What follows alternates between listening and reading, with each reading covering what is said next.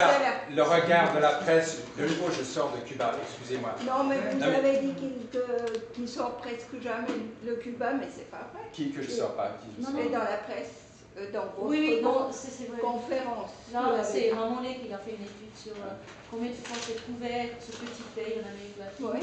Et c'est couvert plus que tout le reste du continent. Proportionnellement, c'est énorme. Il a dit beaucoup sur ce petit pays, mais que du négatif. Et nous, ce qui nous préoccupe justement, c'est ce que nous sommes comme victimes. Mais je vais vous donner un autre exemple. Alors, excusez-moi, je rentre de Budapest. J'ai fait 3 jours à Budapest. Les gens hongrois se plaignent exactement du contraire. Il y a un gouvernement d'extrême droite, il est qualifié d'extrême droite ici. Vous allez discuter avec les Hongrois et vous dites, mais nous, on ne comprend pas ces critiques. Nous, on a élu un gouvernement à une très grande majorité. C'est exactement la situation de Cuba, quelque part. Et on en a eu marre du régime précédent. On les a tous balayés et on ne comprend pas maintenant pourquoi la presse occidentale dise que les médias ne sont pas libres, que le gouvernement a adopté une constitution fasciste. En fait, la presse est très mal informée. Il y avait 2 journalistes français qui sortaient des tas de poncifs sur la Hongrie et les Hongrois présents disaient la même chose qu'en fait un Cubain pourrait dire de la presse ici. Et c'est le procès de la presse qu'il faut faire, l'information. C'est ça. C'est l'information, ici, l'information est biaisée parce que l'information est aux mains du pouvoir économique. Et le pouvoir économique, qu'est-ce qu'il veut? Il veut vendre sa marchandise. Il veut vendre ses babioles. Ces babioles que vous trouvez dans les journaux gratuits, que vous trouvez dans le journal du dimanche. Vous trouvez des articles complaisants tout le temps. Et tous ces articles prennent la place. Ils prennent la place d'une autre information. Moi, je crois à un modèle de société. Je pense que tout journaliste doit être un peu engagé. Et on a tué d'ailleurs le journalisme d'opinion. Pour le remplacer par le journalisme soi-disant d'information. Pourquoi? Parce que le journalisme d'opinion gênait, évidemment. Il pouvait y avoir différentes opinions. Le journal d'information, vous le manipulez comme vous voulez. Alors vous avez des grands pouvoirs occultes, une grande banque, par exemple, qui encore maintenant parle, quelques mois après, des bouts rouges qui ont détruit toute la campagne hongroise, alors que le problème n'est pas du tout résolu, qui parle de Fukushima. Vous voyez plus rien sur Fukushima. C'est quand même incroyable, c'est la plus grande catastrophe nucléaire. Parce qu'ils l'ont réparé. Le fait de dire déjà que c'est une catastrophe nucléaire, c'est déjà significatif. On pourrait dire que c'est une catastrophe atomique aussi. On n'utilise jamais le terme atomique, on utilise le terme nucléaire. Parce que le nucléaire, ça passe mieux. Si vous maîtrisez le vocabulaire, vous maîtrisez les termes du débat. C'est un grand classique. Vous avez beaucoup d'autres problèmes qui affectent la santé. Ça, on n'en parle pas. Pourquoi? Parce que l'industrie chimique a 60% de la capitalisation boursière. J'ai moi-même j'ai même interviewé un médecin qui critique les vaccins, par exemple. L'article a été interdit de publication. Parce que vous ne pouvez pas critiquer les vaccins, parce qu'on vous dit que vous portez atteinte à l'industrie pharmaceutique. Alors que vous pouvez très bien avoir un article critiquant les vaccins et l'article d'un autre médecin. Mais même ça, on ne voulait pas. On ne voulait pas donner la voix à un médecin qui critique les vaccins, parce que ça, c'est tabou. Vous avez combien de thèmes comme ça? Tous les thèmes relatifs à les forums sociaux aussi, par rapport à Davos. Davos, vous n'avez jamais rien d'important qui se dit. J'ai fait plusieurs Davos. C'est du bluff. C'est une monstre foire au fric. Mais je pense Monsieur Schwab a trouvé le truc pour devenir millionnaire. Alors, il invite les soi-disant grands de la Terre, mais c'est un club de personnes qui se connaissent et qui débattent même pas entre elles, qui échangent, qui veulent se partager l'immobilier. Maintenant, vous avez une énorme spéculation immobilière. Interrogez-vous sur qui spécule. Toutes ces enquêtes ne sont pas faites. Pourquoi? Parce que les journalistes, comme je le disais, ils ont de moins en moins de moyens. Les journaux coupent les moyens des journalistes. On leur donne de moins en moins de temps. Alors, est-ce que sur ce premier thème, liberté de presse et qualité d'information, il y a toi qui voulais dire encore quelque chose là tout à l'heure? Oui, c'est-à-dire que moi j'aimerais qu'on aborde à un moment donné l'idéologie des journalistes. parce que on a eu, avec Reporters sans frontières, l'exemple très clair de quelqu'un qui, au nom de la liberté de la presse, des journalistes et tout, s'est mis en avant, a beaucoup montré ce qui se passait dans les pays socialistes, comme agression et tout. Et aujourd'hui, ce monsieur Ménard, qui était intouchable, que tous les journalistes sur lesquels j'ai lu vanter pour son courage de dénoncer, d'être le champion de la liberté, aujourd'hui, ce monsieur Ménard soutient monsieur Le Pen.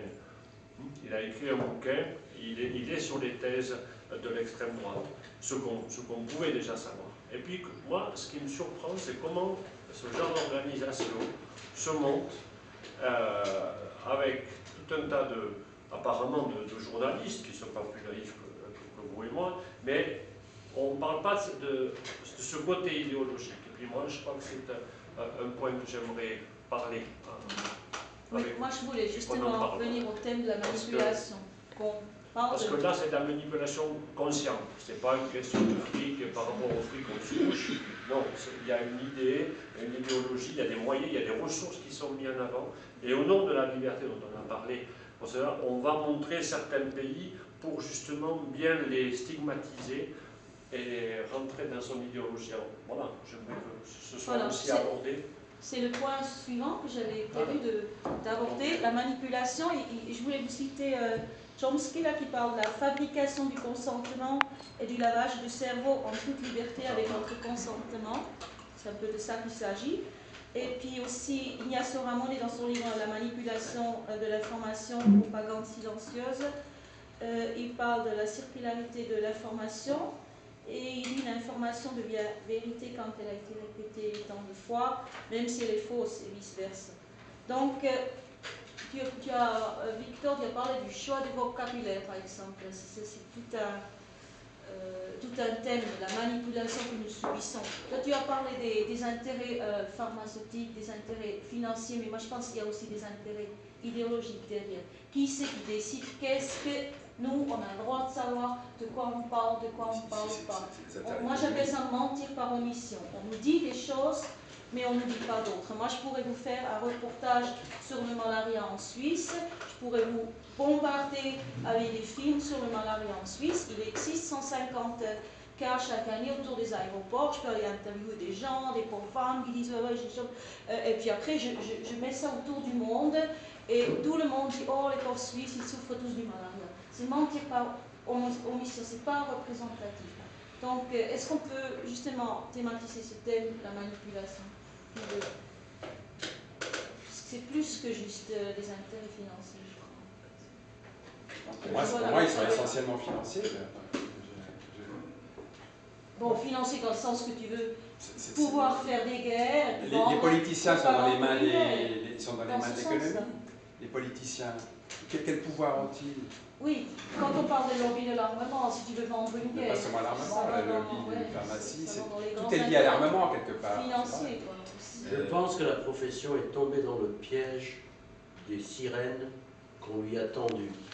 On lui a tenu comme langage pendant des années. Et je pense que les journalistes se sont tirés une balle dans leur propre pied, en y croyant. On leur a dit pendant des années, on leur a parlé de cette fameuse liberté de la presse. On leur a dit, vous devez être libre. Vous êtes libre, vous êtes libre, vous êtes libre, vous êtes libre. Et on a oublié de dire, mais vous n'êtes pas protégé non plus. On a oublié de leur dire, vous n'avez pas forcément les moyens. On a oublié de leur dire qu'en fait, ils étaient des poules libres dans un poulailler libre, et moi, je suis le patron renard là-dedans. On leur a pas... Et ils ont fini par le croire, et parfois, ils croient encore qu'ils le sont. Et moi, j'ai eu une conversation avec un journaliste de TF1 qui allait faire un reportage à Cuba. Il dit, monsieur, vous n'êtes pas libre. Il me dit, si, monsieur, je suis objectif. J'ai le droit de dire ce que je veux. Je vous prouve que non. Il me dit, allez-y. Je dis, voilà, imaginons la situation suivante. Vous êtes devant la Capitolio de la Havane, vous êtes le micro, la caméra tourne et vous commencez votre reportage par le régime communiste de la Havane a décidé que, point de suspension. Maintenant vous vous retrouvez, est-ce que vous envoyez cette cassette à Paris, est-ce qu'elle passe? Il dit bien sûr. Maintenant vous êtes devant la Maison Blanche à Washington et vous dites le régime capitaliste de la Maison Blanche et vous faites un reportage. Qu'est-ce qu'il advient de votre cassette? Il réfléchit, il ne passe pas. Moi, en tant que citoyen, je demande que vous traitiez le régime capitaliste des États-Unis comme un régime capitaliste, puisqu'il n'est que ça, le choix des mots qui induit le débat. Vous contrôlez le vocabulaire, vous contrôlez les termes du débat. Cette non-objectivité, déjà dans le choix des mots, pour moi, en tant que pro-castriste ou peu importe, parce que elle m'est insupportable, parce que je la vois maintenant, quand vous la remarquez une fois, c'est encore une de ces choses qu'on voit et qu'on ne peut plus dévoir, vous ne voyez plus que ça. Et je pense qu'ils ne sont même pas conscients. Donc à la limite, c'est ce que j'ai dit au journaliste de TF1, il me dit « Qu'est-ce que vous voulez que je fasse ?» Je dis « Rien, vous. Je aimerais bien que votre patron, il introduise un peu de démocratie dans les médias, je ne vous demande pas de changer, vous savez. Vous, je ne vous demande rien, continuez de faire votre métier. Vous pensez que vous le faites bien, vous pensez que vous êtes honnête, tant mieux pour vous. Maintenant, j'aimerais un autre gars qui a une autre opinion, qui présente de temps en temps le journal télévisé, pas toujours les mêmes, qui interviennent de temps en temps dans la presse, qui a une véritable démocratisation, qu'il y ait autant de choix que le système libéral vante que vous avez des petits pois dans un supermarché, où là, ça devient d'un seul coup une super qualité d'avoir plein de marques de petits pois, et quand il s'agit des médias, on a l'impression que ça ne dérange pas que le choix se rétrécit, le choix se rétrécit, le choix se rétrécit, et que même les conditions de travail des journalistes eux-mêmes font qu'ils ne peuvent plus faire leur travail correctement, même ceux qui sont de bonne foi, la vitesse dont je parlais. Moi j'étais donc à une symposium, je vais finir cette anecdote, les gens. À tel point, j'ai l'impression qu'il y a un journaliste là qui prend des notes, donc vous êtes journaliste? Oui. Bon, je ne vous vise pas, hein, mais c'est parce que j'ai du coin de l'œil, je vois prendre tellement de notes, je me suis dit peut-être journaliste. Je pense que les journalistes sont devenus les idiots utiles du système qui les écrase. Le terme idiot utile, ouais. Il n'y a pas le seul. Oui, mais c'est de bon côté là. Lui peut-être aussi, hein. Je vais prendre un exemple qui m'a choqué. Je le connais. Je le connais. Quelque part, il est aussi. Au mois de décembre, il s'est organisé à Paris une journée, un symposium sur la liberté de la presse, la liberté d'expression, organisé par la Suède. Était invité tout le Big Power, le vice-président de Google, RSF était là, et les représentants des organisations syndicales de l'Asie, de l'Amérique latine, de l'Afrique, pour parler de la liberté d'expression, des spécialistes de je ne sais plus quel organisme de défense, etc., devant un parterre de public, trié sur le volet, d'ambassade. J'ai réussi à me glisser là-dedans parce que les accointances avec des amis m'ont fait rentrer, etc. Bien. À part le fait de dire que le niveau du débat était lamentable, ce qui est subjectif de ma part, mais très proche de la réalité commune, je pense. Je me suis à un moment donné, j'ai vu une scène qui m'a paru complètement surréaliste. Une journaliste mexicaine qui est arrivée sur scène, introduite par Reporters sans frontières, sur l'état de la liberté de la presse. Tout le monde était d'accord d'ailleurs que c'était en dégradation totale partout dans le monde. Et quand on dit partout, c'est partout. Pas la peine de pointer du doigt l'Iran, ni Cuba, ni quoi que ce soit, c'est partout, en nette dégradation. Et cette journaliste raconte deux choses, elle et sa collègue. Elle dit, ici au Mexique, on ne peut plus faire la moindre enquête sur les narcotrafiquants. Les journalistes qui osent se fait assassiner. Les rédactions entières ont décidé de ne plus s'intéresser à ce sujet. Voilà, on n'en parle plus, trop dangereux. La journaliste philippine prend la parole et explique, on était au mois de décembre, donc au mois de juillet ou août, 10 journalistes aux Philippines se retrouvent butés, décapités dans un fossé. 10, pas 1, pas 2, pas 3, 10 d'un seul coup. Vous n'en avez jamais entendu parler, vous.